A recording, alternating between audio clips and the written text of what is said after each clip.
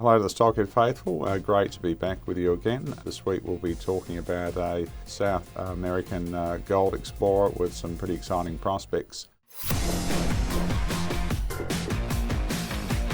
First onto markets, a bit of volatility there in lithium. Spodumene prices have come off from just over $1,000 a tonne to under 900. Lithium carbonate sitting around 9,700.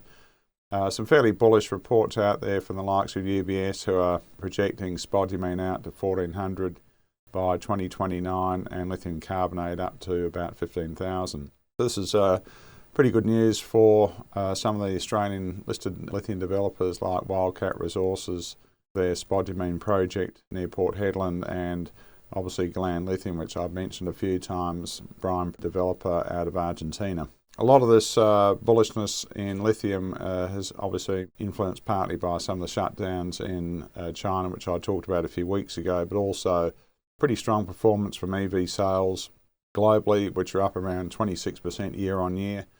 Most of that is in China, Asia. The US is pretty flat on the EV front. Sales in China are accelerating around 55% year on year, so that's pretty strong. Copper languishing around $4.40 a pound after removal of refined copper from tariffs. The US government recently announced a CHIPS Act funding, which is creating helpful incentives to produce semiconductors. US $2 billion for funding critical metals, so plenty of interest in the critical metals and in particular rare earths. Obviously Lynas has soared to a market cap of over $14 billion, so a lot of focus on that sector. Stock of the week this week is Altair Minerals Limited. The ticker is ALR. Capped around 60 million. Recently announced a proposed acquisition of 70% of the Greater Oko project from a Guyanan businessman.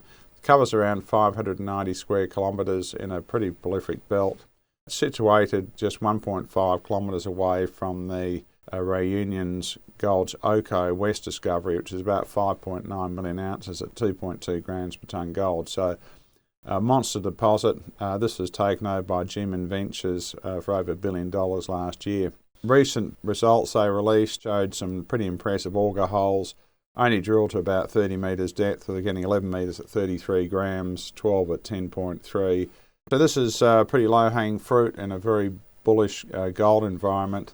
They've just started soil sampling a few weeks ago and have already got some results back and showing a pretty contiguous 100 ppb anomaly in two gold-rich anomalous zones, and you can read about that on their 26th of August 2025 announcement. They've also made some recent board changes after completing that placement earlier in the month at 0.4%. They've appointed Richard Munson as the in-country executive director.